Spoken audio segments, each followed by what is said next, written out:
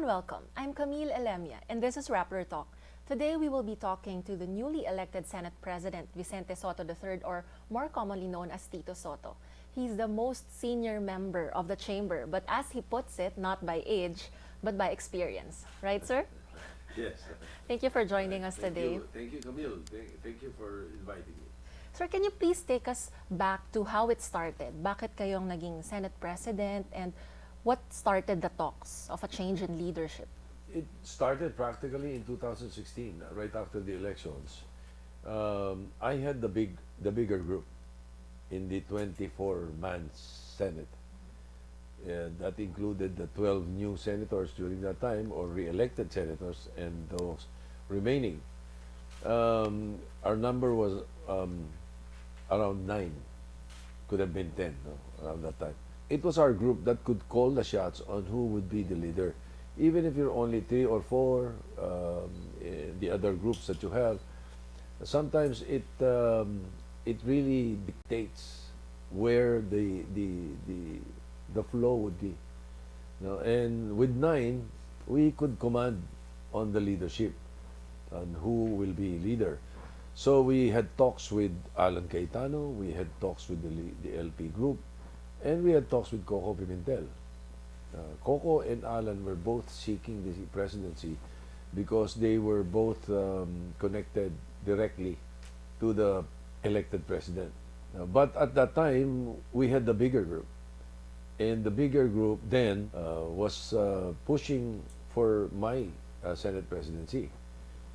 When we talked to Alan Cayetano, it did not materialize. There were some issues that we were not able to resolve.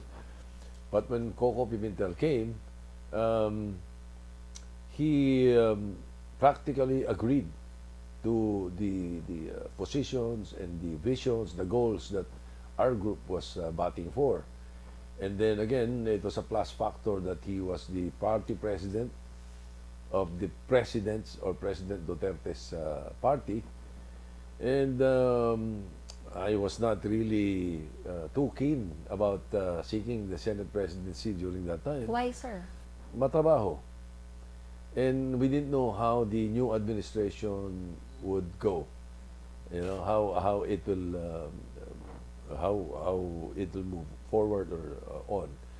So after a few more talks with some other members of the Senate, we decided to elect Coco. But during that time, Coco and I were already talking about the possibility of I won't pursue it now, but we have an understanding that somewhere along the way, my group will take over. That was how I could quote our in gist, more or less, yung agreement, hindi agreement, yung understanding namin na somewhere along the way. Besides, he was going to seek re-election. He would need to campaign, and so it was the best time would be somewhere about 2018-ish. So why now po, Mr. Senate President? Why the change in leadership now? What sparked the It would be desire? at least 1 year before the elections, or a new set of senators would come in. Another new set of 12. So this would be a good time. What will be the kind of Senate under a Soto Senate presidency? What's the future of the chamber under your leadership? It's not like I came out from the cold. I remember I set the agenda. I was the majority leader. And therefore, it is just a matter of pursuing and continuing with the priority legislations, not only of the senators, but also of LEDAC, that includes the executive department, and the House of Representatives. No man is an island, therefore, we have to come up with a priority legislation that is in cooperation with the other departments. Some senators have said that unlike the former Senate President Coco Pimentel didn't defend the Senate enough. How do you address that issue now that you're the leader of the chamber? Even as majority leader, I have been very vocal about those who criticize the Senate. And I will continue to do that. I will not allow the Senate to be degraded by talks or unfair criticisms. Criticisms I definitely tolerate, especially if they are constructive criticisms. But if it's just plain bashing or degrading the Senate or whatever miserable reasons they have, I will not take it sitting down. I never do that. I will always fight back. How will you describe or how do you plan to have a relationship with the House of Representatives? Given that Speaker... We plan to have a working relationship, pretty much a continuation of my relationship with Rudy Fariñas, the majority leader of the House. We, we work closely, and just right after my election as Senate President, Speaker Bebot Alvarez called, and we agreed to sit down and again continue cooperation with each other. How do you address their criticisms that the Senate is the slower house? Oh, I answered back by saying slow but sure. Why do you say that? We dot our I's and we cross our T's. In legislation, even a period and a comma is very important on where you place it. It could mean another thing. So even the editorial amendments that we do in the bills that come to the Senate, we make sure that everything is sure. Kaya slower, I probably would think na it's an attribute because we are slow but sure. How do you describe the relationship of the Senate under a Sotto leadership and Malacanang? It will definitely be cordial. There will be a working relationship. It's just that we are not party mates. I am a member of the NPC, the Nationalist People's Coalition. We are the second largest political party ever from 1992 to the present. Whatever is good for the country, if the administration is pursuing something or pushing for something that will be good for our countrymen, we will support it. If we feel that it is not, then we will not. Remember, the millions of people, of Filipinos who voted for President Duterte are the same Filipinos who voted for us. The 17 million Filipinos who voted for me are the same people who voted for him. Will your alliance with President Duterte dictate how you navigate the relationship and the inner workings of the Senate? Like, will you give in to what President Duterte wants in terms of legislation, in terms of other laws, bills? In my experience as majority leader, it was very, very seldom that the President has expressed his opinion on our legislation. Very, very seldom. All the more now that we're not party mates. But again, as I said, I have been friends with the President since 1988 when I was Vice Mayor of Quezon City and he was Mayor of Davao City. His Vice Mayor then, Boy Zunio, was one of my henchmen in putting up the Vice Mayors League of the Philippines. And we've known each other since then. We have the same advocacy, the issue of illegal drugs and drug abuse. So I think we can work with each other. Your son is part of PDP Laban. That won't affect how you will... No, it won't affect. We have friends in PDP Laban. As a matter of fact, in 1988, when I was elected Vice Mayor of Quezon City, I was PDP Laban. It just so happens that in 1991, there was a merger between PDP Laban and Lakas ng Bansa. And we merged into LDP. It became LDP later on in that around 1991. Of course, there were a few who bolted out. That is why the PDP Laban remained and was not abolished, unlike Lakas ng Bansa, which was abolished after that. You've been the most senior member of the chamber for the longest time now. And how can you differentiate the Senate and the senators before from the Senate and the senators at present? That's a very good question and a very good issue. Although I find the senators before and the senators now as diligent as the same, the same as far as diligence is concerned. Um, in the previous congresses, like in the 9th and 10th Congress wherein I was, my colleagues were then Neptali Gonzalez, Bert Romulo, Turing Tolentino, Bobby Tañada, Orly Mercado, Sani Alvarez, Ernie Maceda. They shouted at each other, but only on the Senate, on Senate floor, in the plenary. After plenary, they were in good terms. Most of us were used to that. It's I'm just used all to that. work. Yeah. Lately, I've noticed that it has sometimes it turns personal with the new crop. Sometimes it turns personal, and I hope it gets better. How do you plan to address that now that you're the Senate President? That's very difficult to do. You'll have to be as Senate President. What I've learned from my 9 Senate Presidents that I have served and worked for is you have to master the art of compromise. And as Majority Leader, I was trying to practice that already. But all the more I will be able to, and I will practice that as Senate President. I'll make sure that there will be good relationships with the minority, and that the majority, their priority measures will be given priority. Sir, some critics say that the present Senate daw is a damaged institution, so to speak. Would you agree? And what can you say about such comment?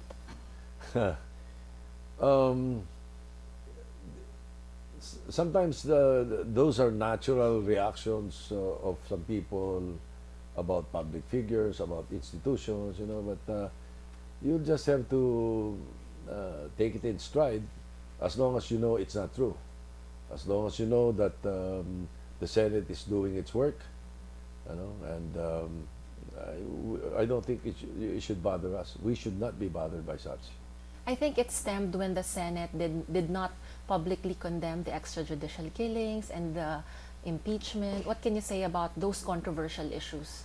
Well, you'll have to get to look into the context, kasi, like for example, if you take a side saying that there are extrajudicial killings in the Philippines and they run into the thousands, look into the context first. Like for example, as of a few months ago, I'm not sure about the figures now, but about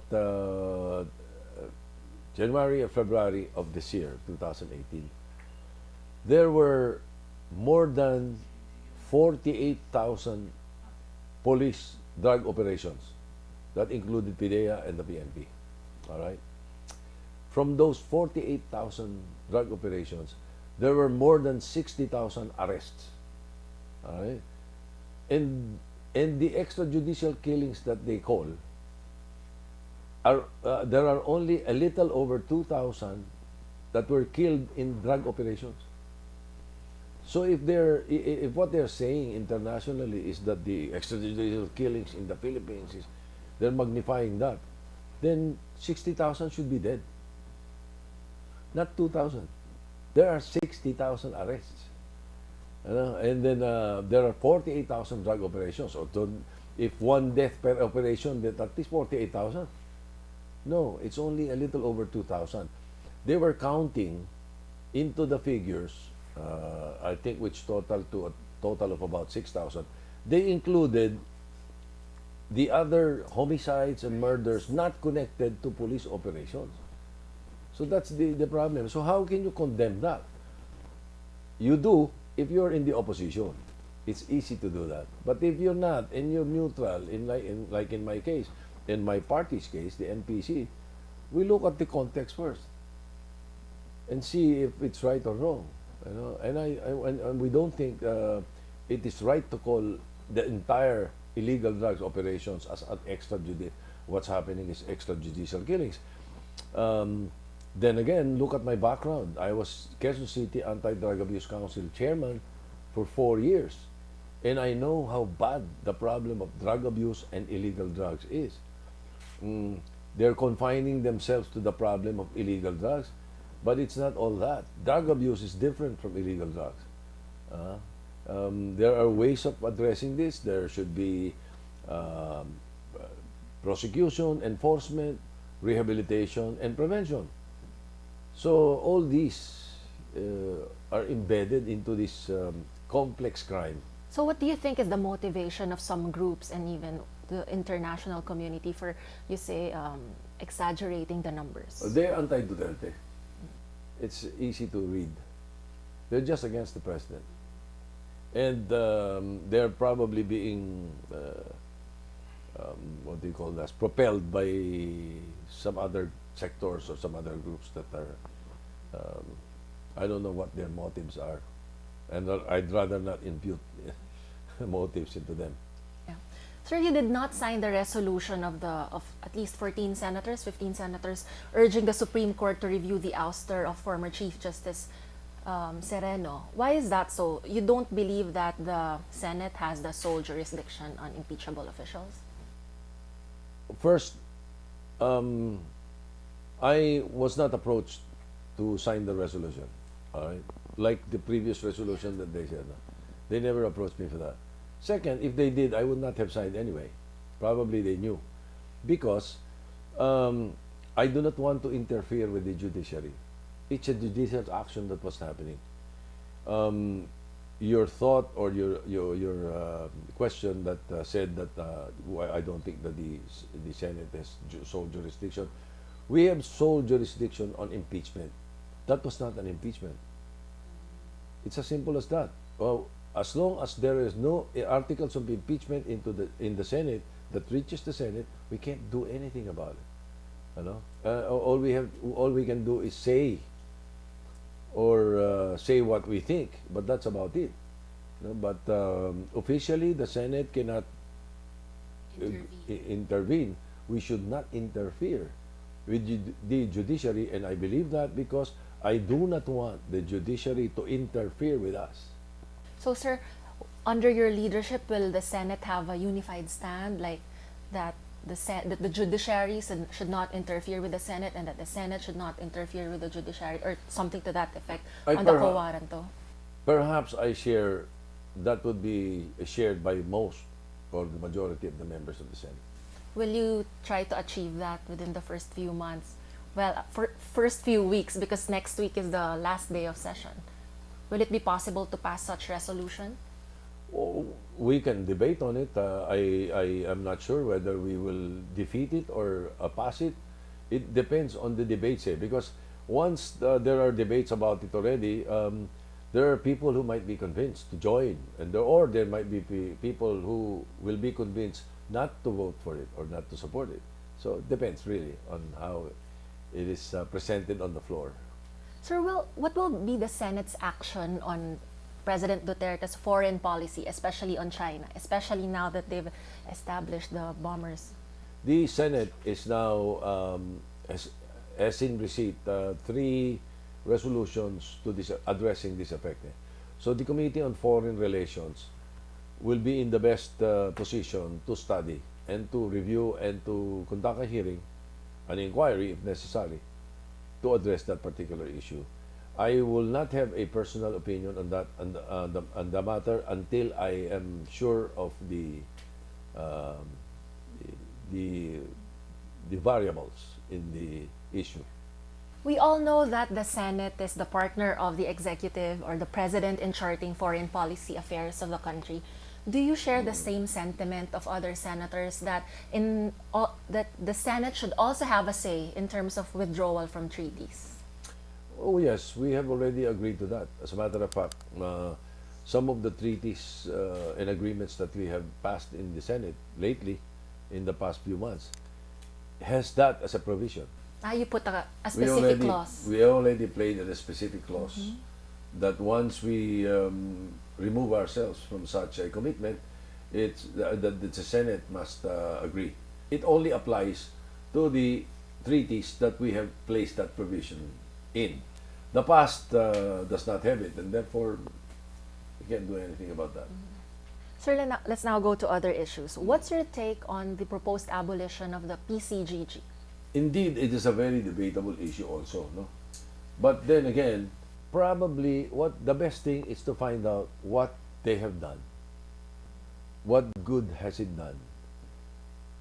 And is it working well? If it is, then we should not abolish it. But if we find that it has not done anything and corruption prevails and corruption happens in the PCGG, it should be abolished. What's your personal take on that? I have no idea because I have not looked into the pros and cons of the issue. What about the divorce bill? I will definitely tell you offhand. No. As far as the majority of the members of the Senate, and this is my sense, they would agree to additional grounds of annulment instead of direct divorce and divorce itself. Why is that so po? Annulment is in our laws, in our books, and therefore additional grounds will be easier than divorce. As a matter of fact, a divorce would be actually bad for the family, bad for the children. But the marriage remains. That's why they call you, or they call a woman divorciada and a man divorciado, because it remains. But with annulment, it is removed from the start. It's like you have never been married. Is it safe to say that the divorce bill is already dead for the 17th Congress? Especially now that you're the Senate President? I don't want to say that, no. But as I said, I wonder what kind of support it will get in the Senate. I can only speak for myself, but I don't want to speak for the others because I want to lead the Senate using consensus leadership. I will go by the book. Sir, what's your take on proposals now to stop the implementation of the train law, considering the increase in prices? Perhaps they should look at the good side of the train law before they do that. Example, in the train law, we have removed the exorbitant taxes of estate taxes. It ranges up to 40% estate tax. And that is the reason that there are so many families and so many people who, after the death of their parents or the houses and properties that they inherit, they don't want to register and change the registration or the names of the owners because of the exorbitant taxes. Now we brought it down to 6%. So if we repeal or remove the train law or suspend it, you're suspending that. Those are, may mga magaganda yung train law. We should look at the good side also. And perhaps what they should do, those who are against pinpoint the particular provision that they don't like. Just don't lump everything all in one in one objection. So you're open to amending certain provisions of the law? Of course, yes. That would Why be not? easier than totally Yes. repealing it. Oh, or there will everything. be a proposal for a train 2. Yeah, what do you It think of could that? be used to amend train 1. Nothing prevents us from amending train 1 through the train 2. It is related. Sir, you're one of the most senior members of the NPC.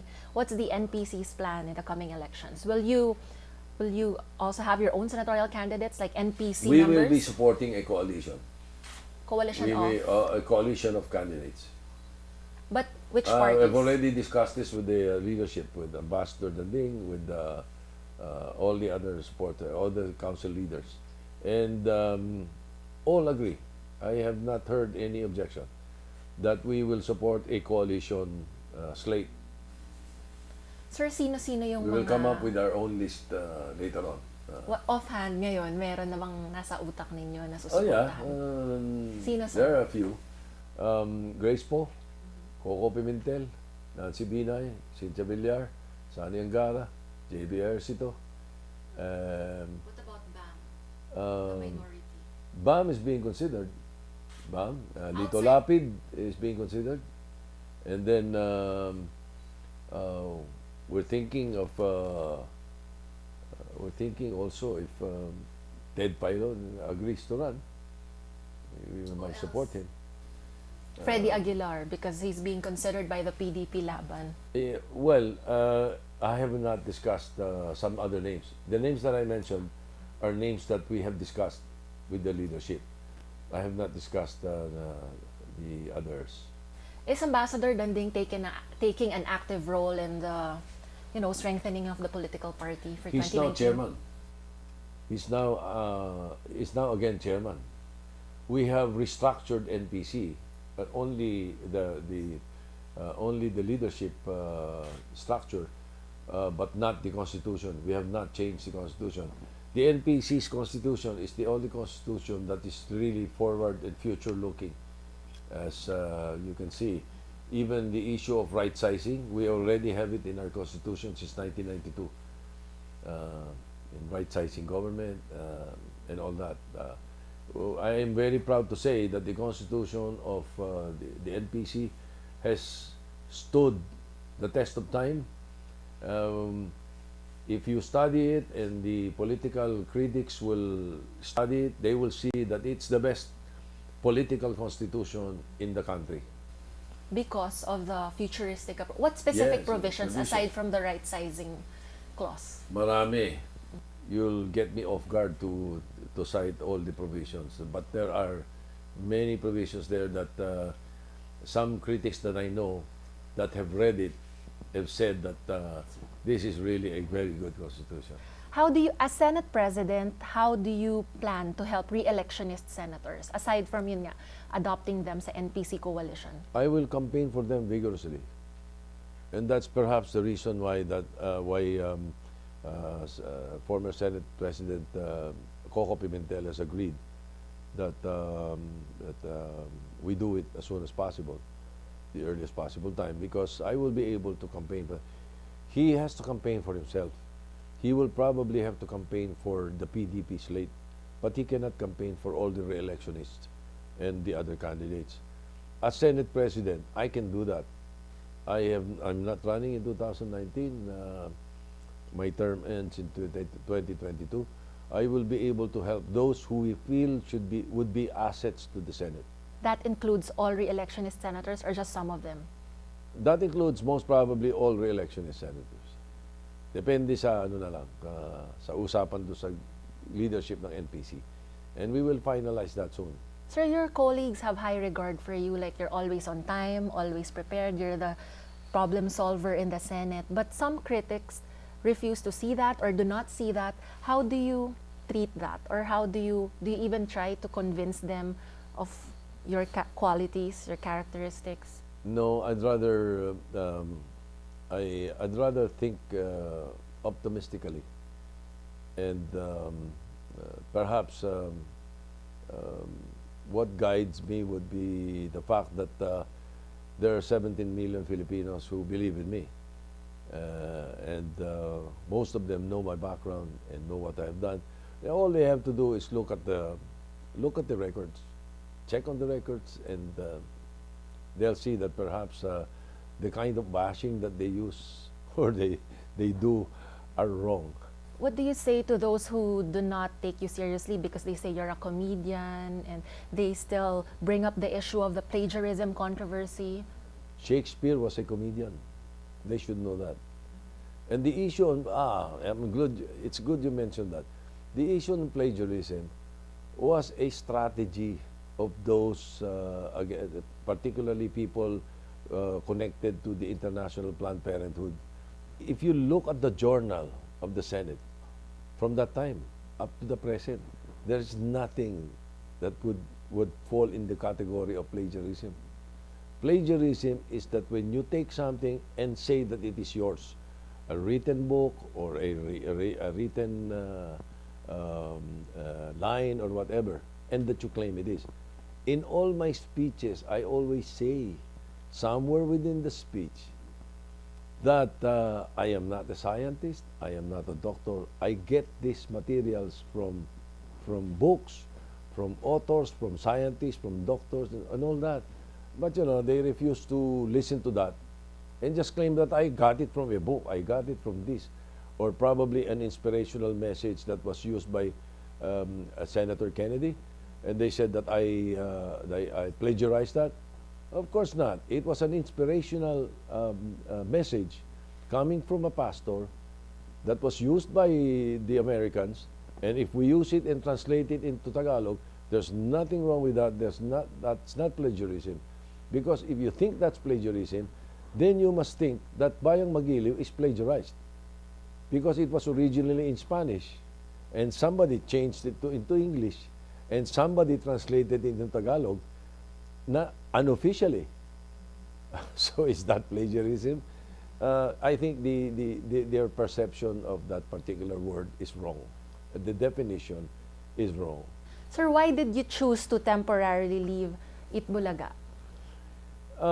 There will be too much work as Senate President. One. Second, I don't think it will be proper for a Senate President to have a television program, a variety television program, that might entail some actions that will not be suitable for the Senate presidency. So to play safe, it's best that I take a leave. Any message to your critics first and next supporters? To your critics. Well, look at the records before you speak, and then of course you can't do anything about people who just simply don't like you. No matter what you do, no matter what good you do, if they don't like you cannot convince them. So I put them aside.